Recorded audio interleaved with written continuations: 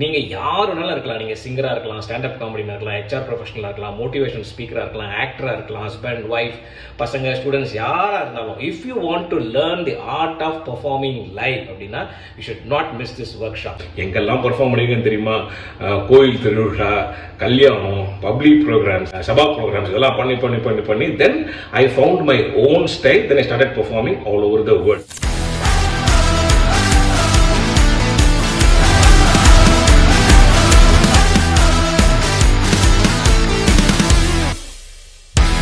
This is the time for me to share my knowledge for any upcoming artist. I'm Gopi, Adhavan, RJ Deena, Jagan எல்லாரும் special session எடுக்க போறாங்க.